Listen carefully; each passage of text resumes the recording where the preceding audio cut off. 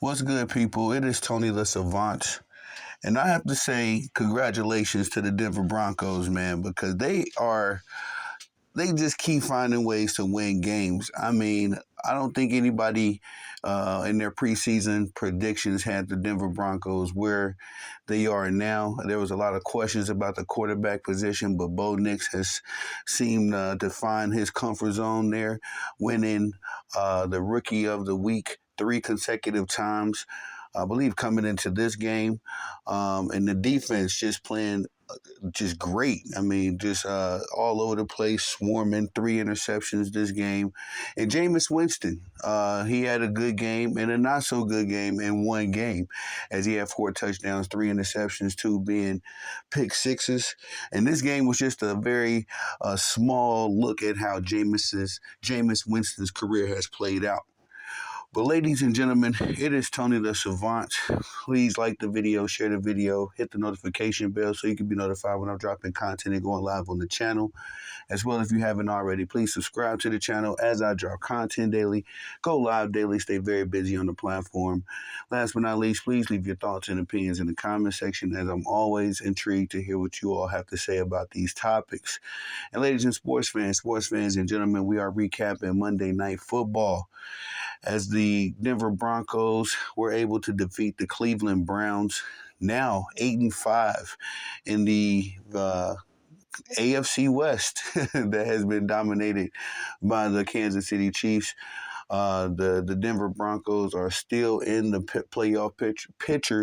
I believe going into their bye week next week, with the last spot in the AFC playoff picture. So just kudos to them. I'm very impressed with what Bo Nix has been able to do and how he has developed into seemingly now the franchise quarterback. I mean, I want to take my hat off to Sean Payton as well. I've had my criticisms about Sean Payton, especially during the whole falling out between himself and Russell Wilson. But to Russell Wilson's credit, it seems like both these gentlemen have found, some chemistry with their new surrounding team and members and all that good stuff. And Sean Payton has his quarterback and Bo Nix, and they are just moving right along. But on the other side of the football, the Cleveland Browns, they did lose this game. They are now 3-9 on the season. And again, like I said in the intro, Jameis Winston had four touchdowns, three interceptions, two very ugly picks that went for pick sixes. And ultimately, the last one ended up, sealing the game. So that's how Jameis Winston's career has played out in a whole, as his best season in the NFL was a year that he threw for 5,000 yards with the Tampa Bay Buccaneers. Also, he had 33 touchdowns and 30 interceptions that year. So he was first in, I believe, yardage, second in touchdown passes, and first in interceptions. Just, Jameis Winston is a talented dude. I've always enjoyed watching him play football, even back in his college days. I believe he went to Florida State, but at the end of the day, this guy just he gives you just as much as he takes away, if that makes sense. And ultimately, his mistakes are what causes this team wins, and has been a blemish on him personally throughout his career. But we're gonna go through some stats and just talk about how this game played out. Because there was a lot of scoring in this game, a very high-powered game, in my opinion. Both these teams put up some scores. I mean, all through the game. Just looking at it, it was 7-7 in the first quarter to start the evening. Cleveland, would put up 10 points in the second quarter, 8 points in the third, and then another touchdown scored in the fourth. For the Denver Broncos, 7 points in the first quarter, 14 in the second quarter, 10 points in the third, 10 in the fourth. Just a lot of points on the board, a lot of touchdowns, a lot of scoring.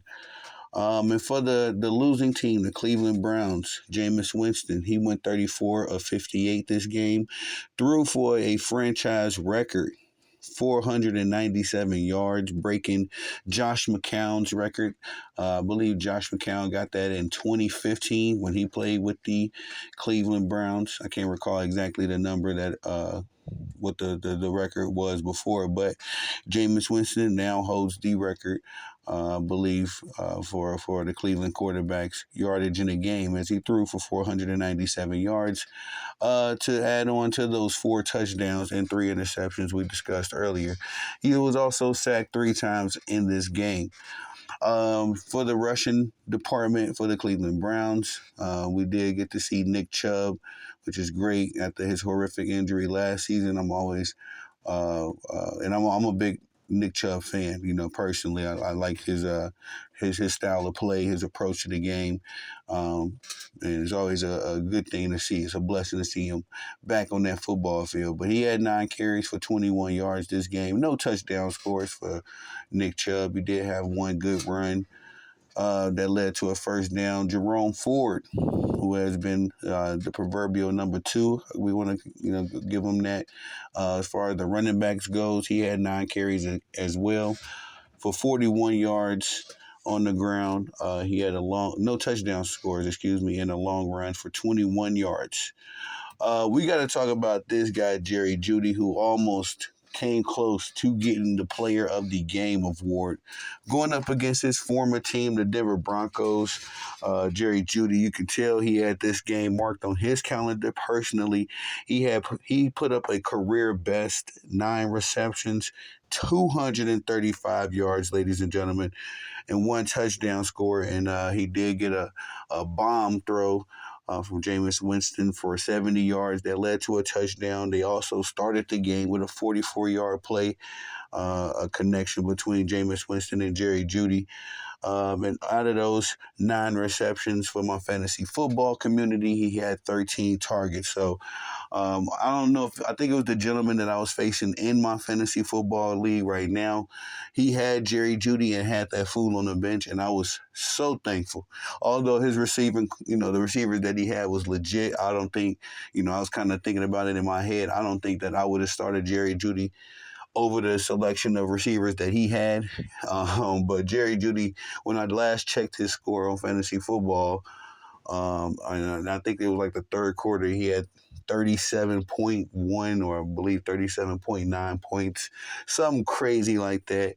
Just thankful that he was not in the lineup because I won this week, but at the same time, I would have been blown out of the water if Jerry Jeudy was in this guy's lineup. But again, not a season, a career best for Jerry Jeudy, who again was a Denver Bronco. He spent his first 4 seasons over there. I think Jerry was a first round or a second round pick in 2020. Had some up and downs. He had some bright spots where I recall. You would thought of Jerry Jeudy as being the proverbial number one receiver for the Denver Broncos. I think at some time he held that spot, that status. But then there was also some lows, and so much so that he ended his time with the Denver Broncos on an extreme low. That's why he was traded to the Cleveland Browns. And again, I felt like how he played in this game, he marked this game on his calendar facing his former team. Elijah Moore, who I should have picked up off the wire. I was thinking about picking him up and putting him in my starting lineup. Elijah Moore had a big game himself, 111 yards, 8 receptions, and he also had 14 targets for the fantasy footballers out there. David Njoku, my tight end. In my league, no, actually, I got Brock Bowers, but David is on the bench. He had a good game as well. 9 receptions for 52 yards. He also put up 2 touchdown scores, ladies and gentlemen. 1 touchdown score. Njoku is a very talented, very athletic tight end. I think he kind of is slept on because, everybody knows. Everybody talks about Travis Kelce or some of the other guys. There's a lot of emerging tight ends right now. A lot of younger tight ends coming up. We got one on my Packers, Tucker Craft. He's been playing good. Also, Luke Musgrave. I think he's injured right now, but some talented tight ends in the league, low key. And David Njoku is one of those, and he showed his talent in this game. I know he has been dealing with some injuries as well, but it looks like he's fully healthy and playing like so. Again, 2 touchdowns for him this game on 17 targets. Fantasy footballers. So glad I picked this brother up. He gets a lot of production. And 17 targets, man, that is a lot. Nick Chubb also had 2 catches for 24 yards. Jerome Ford had 1 catch for 21 yards. The Cleveland Browns defense, they did not have any sacks this game. I thought they did, but no, they did not. 2 quarterback hits, though. And that was about it for the Cleveland Browns lineup. No, I capped. They did have 2 interceptions. One by Denzel Ward, a very good, uh, uh, talented catch by him. And then Greg Newsome also reeled in a interception as well. For the victor, the Denver Broncos, Bo Nix, again, the last quarterback taken in the 2024 NFL draft. We had a very talented class of quarterbacks.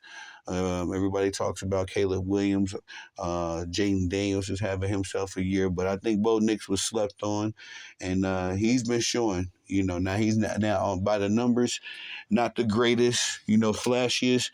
I think coming into this game, he had 16 touchdowns, 6 interceptions on the season. So now he'll be at 17 touchdowns and 18. 17 touchdowns and 8 interceptions now.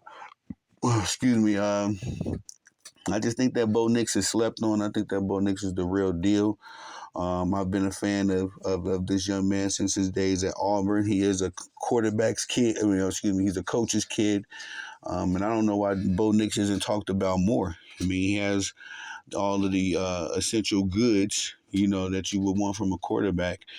And he did his thing at Auburn. I think he also attended Oregon with Coach Dan Lanning over there. So, and he's showing his skill set in the NFL. Again, by the numbers, he has some nice numbers. Eye test, it was probably some games in there that that weren't his best during the season, to say the least. But he stuck to it. Had some good games, had some decent games, and now this game was a pretty decent game outside of his interceptions. Bo Nix did a pretty good job tonight, but he completed 18 of 35 passes, 294 yards. Again, a touchdown score, 2 interceptions, no sacks. Doing his thing. He also ran the ball for 4 yards. The running back, the rushing department for the Denver Broncos was led by Jaleel McLaughlin, who had 14 carries for 84 yards. And his longest run was an 18-yarder. That's about it for the rushing department. The wide receiving room, Marvin Mims had himself a good night. 3 receptions on 105 yards. And he also had a 90-yard catch that led to a touchdown. That really showed me the talent in Bo Nix's arm as well, because he threw that sucker from his end zone. But Marvin Mims had a good night. Cortland Sutton, who is sorry, I didn't take a let's sip of the water. Cortland Sutton, who has 6 receptions, 102 yards, the proverbial leader of the wide receiving corps, had him a good night tonight. He had 9 targets for the fantasy football community. Troy Franklin, the rookie, had 2 receptions, 28 yards, doing his thing. For the defense, 3 sacks, 1 accredited to Nick Bonito, who is emerging as a button star, taking on that Von Miller role for this Denver Broncos defense. He had a sack. Also, he had a pick 6 interception. Might as well bring that up as well. Jonathan Cooper had a sack this evening, and Jonah Ellis had a sack as well. And again, Nick Bonito had a pick six. Also, Jaquan McMillan had the game sealing pick six as well in the fourth quarter, and Cody Barton got him an interception this evening as well. So the Denver Broncos defense doing their thing again. Bo Nix being a great proverbial game manager and doing his thing as a rookie, going through his development. I do expect great things for Bo Nix in the near future. And I'm liking what I'm seeing from him so far. The Cleveland Browns, again, they don't really have much to play for, playing for legacy right now, but they can still spoil some things for the contending teams. They I don't know, man. The Cleveland Browns have a lot of things to figure out, especially considering that they still have Deshaun Watson's historic contract on their books. It's going to be very difficult for them to go out there in free agency and attract them a quarterback and or get a serviceable quarterback in the draft. They Deshaun Watson is the quote unquote guy. At least they're paying him like such. Um, so I just don't know where the Cleveland Browns got, go from here. Of course, they still got the legendary Myles Garrett.